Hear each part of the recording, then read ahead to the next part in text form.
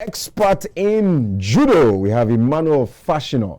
Thanks so much for joining us, an announcer in the Lagos State Judo Association. Thanks so much for joining us. Wacha! Is that how you Wacha? You don't do wacha? More of grips. More of grips. So tell us. Oh, now, I'd love to also let the world and the viewers know that, well, let me adjust my collar before I say this, that I also have a yellow belt in Taekwondo. So just in case you are thinking, he's just sitting there chatting. I just want to let you know that I'm also very fit and I can defend myself. Thanks so much for joining us. You're an expert in self-defense. You're a judo martial artist. Now, this is Lagos. We live in Lagos. Do you sometimes encounter things like, when the area boys come at you? What's the first thing that comes to your mind? Does your judo jump in first, or, you just relate with them as, a Lagos person? You just say, FNL, leave me alone. Which one comes in first? Okay. You don't abuse martial arts or judo. Okay. So when that kind of thing happens, I try to settle it. Amicably. I don't need to show that I fight judo. It's against the law to even abuse any form of self-defense at all. Be judo, taekwondo, aikido, or any form karate. Right, I'm sure that my producers are ready for me. So let's have this short video, and when we come back, we'll continue the discussion. I tell people it's an addendum to education. So, you have to go to school. Well, then the martial arts becomes basically a subcategory of that education. It's something that can make you better at soccer. It can make you better at baseball, not only physically, but mentally. And we work at, you see in my patch, there's a triangle. The triangle represents mind, body, and spirit. It also represents balance, because the triangle is the strongest geometrical shape, because each side holds the other sides up, right? So with that balance of mind, body, and spirit, you have a really nice, strong human being, a nice soul, a nice spirit. And I think that the gift of martial arts can not only, obviously strengthen you physically, but it can also very much affect your spirit and your mind. So again, that inadvertently, I think, affects things like basketball, the way you look at your coach, the way you respect your coach's directions, the way you approach the practice, if you're playing your basketball games and you have that driven attitude that martial arts can give you, that affected your basketball game. If you have that I'm never gonna give up attitude that martial arts can give you when you're doing your math and you hate math, that's a gift. The fact that I really dislike this, but I'm not going to give up because martial arts taught me never to give up. It's black belt attitude. So I think just the general training of the mind, body, and spirit, and just in general, can affect anything and everything in your life. It's just up to you to be creative with that energy. Even with the mom and dad respect, you have a lot of problems right now, in my opinion, with parenting. Everybody wants to be their kids' friends. And when I was a kid, my parents were very specific. I'm not your friend, I'm your parent.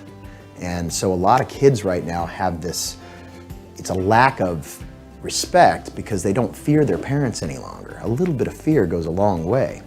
And I think the martial arts gives that authoritative respect. You end up respecting that authority. Not fearing it as much, it's not so much, oh my gosh, this guy's gonna slap me. It's about, I want to make this person proud. And something I've been talking a lot recently to my kids about in my program is stop worrying about the materialistic reward of if you're able to do the splits, I'll give you this patch. Think about making me as a teacher proud, your mom and dad proud, and most importantly, yourself proud. Start letting that be the big reward and not the materialistic part of the martial arts. So, the answer in general is yes. It's a huge gift and can definitely be applied to just about anything in your life. Academically, physically, sports, socializing, everything.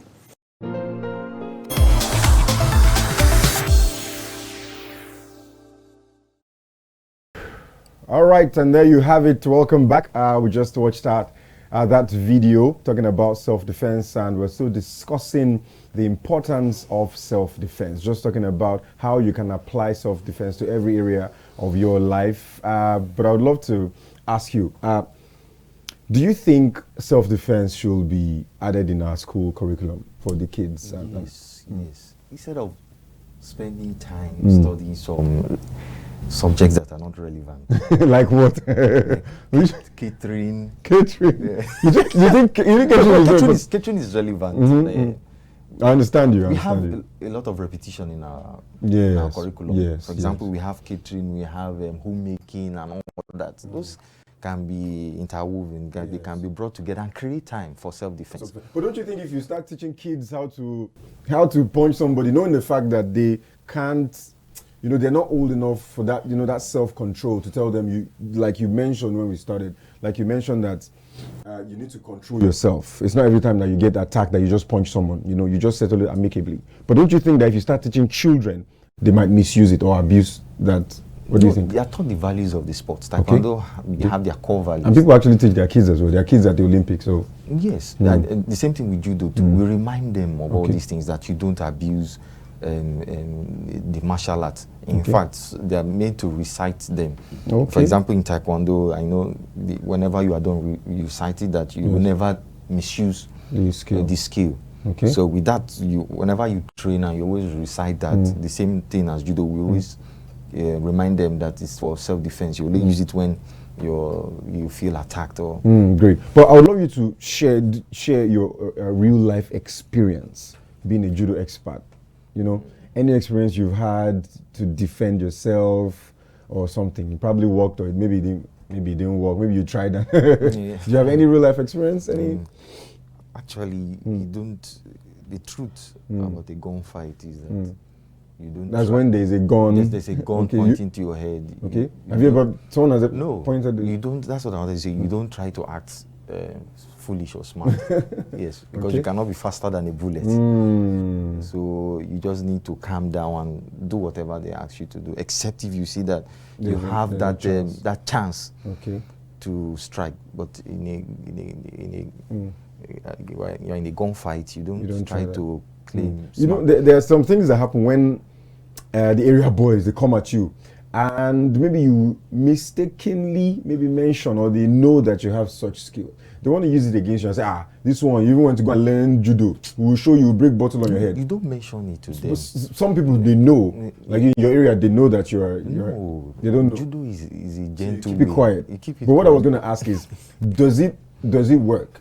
Is it having the ability to defend yourself? Is it something that can work against, like, the street boys when you have them around? I wanted to tell you my real life. Yeah, let's go. I'd love to hear that one. The issue of change. When they don't. Okay. And they believe that you are a cool person. Okay. Guy. Okay. They read your appearance. They say, this one is not a street boy. Okay. Something like that. What happened? Tell us the story now. He was claiming that he has given me my change and all that. Okay. So what did you do? No, I got down from the bus and I used my skill. Yeah, so call it hip throw. Exactly. So let's know what did you do? They call it the ogochi. You threw him over the car or throw him, you pin him on the ground. Great. People always say that martial artists are disciplined people. Like the video we watch right now, the guy kept talking about the fact that he gives you self-control. Is that true? Is that a true statement? People say it's you are disciplined. You're a disciplined person. Is that true? Just coming. I want you to let us know right now. Yes, you of course you'll be disciplined, but is it because of some of the trainings? Yes, because of the trainings that you are subjected to. How can one ensure that this person is certified? How can someone ensure that this person is good to go to train me? Are there questions to ask? What do we look out for when you meet a coach and you want him to train you? What are the questions to ask? Do you ask him if you've done your health education? Some of the certifications that you mentioned now. First of all, you watch before you join any class. You don't join classes where they break your head or they tell you to be punching the wall. So you first of all watch. They asked me to kick the tree. No, that was too harsh. That was extreme because you could fracture your joints. So some of those things we see in the movies where someone will be punching wall and punching stones and breaking glass. There's a level you get to where you build your endurance. Your endurance level will be high. You'll be able to endure pain because you've been subjecting yourself to to pain on a regular. So then you can say you want to do all that. How true are some of these things we watch in the movies? You just see, and people like to... The one I can testify to is John Wick. John Wick made use of judo, jiu-jitsu. Even if you watch behind the making, he went through training. Wow. To act the movie. That's why it looks real. You see that his throws are his throws.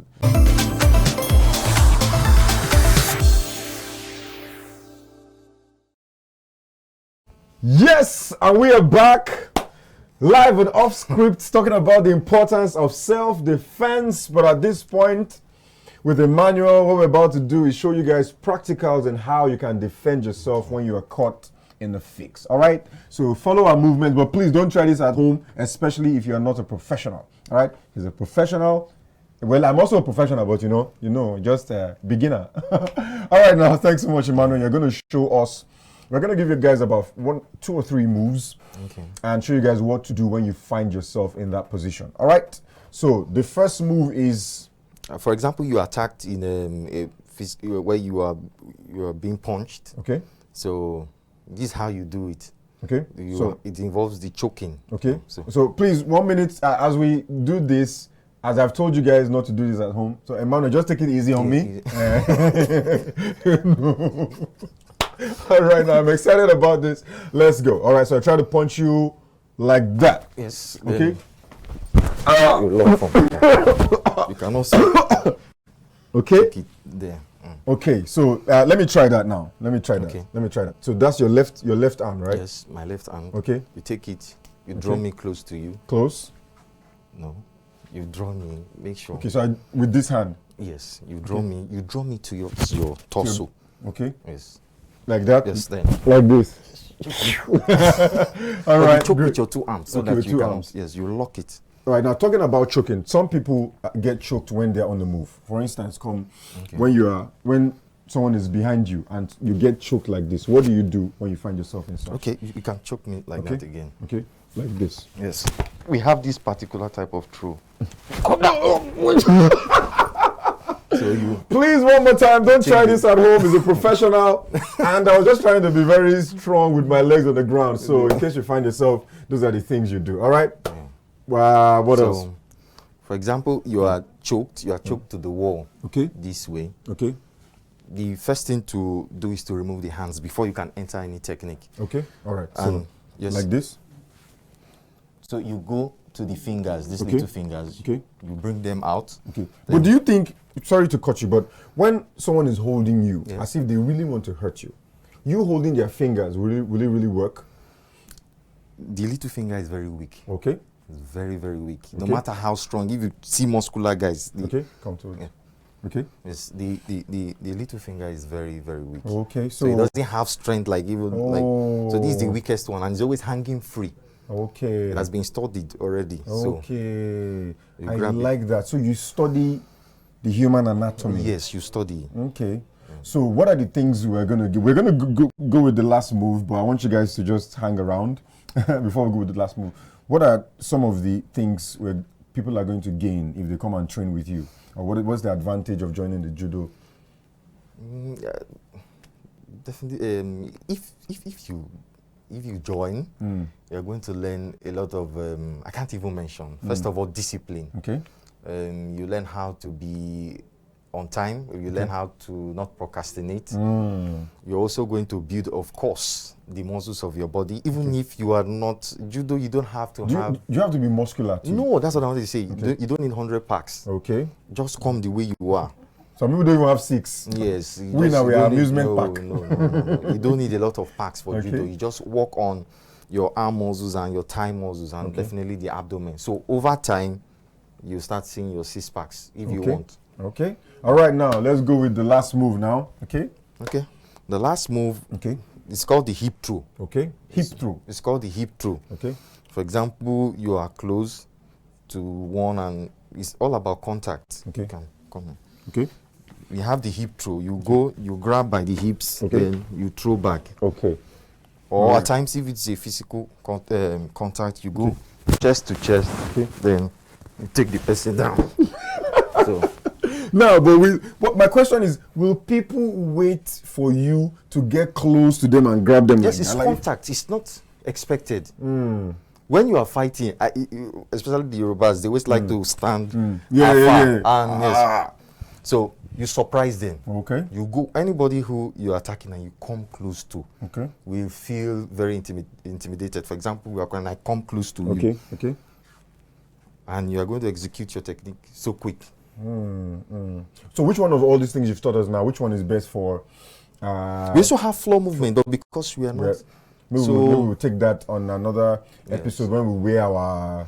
Yes, for example, a man is on top of a woman. There's a way you can maneuver yourself, then lock him on the neck. So all those things you learn. All right, tell us where your studio is, and how we can find you. You can also probably drop your phone number or something. Or just tell us about... Okay, we are at Park. Okay. Lagos State Sports Commission. It's owned by Lagos State? Yes, Lagos State Sports Commission.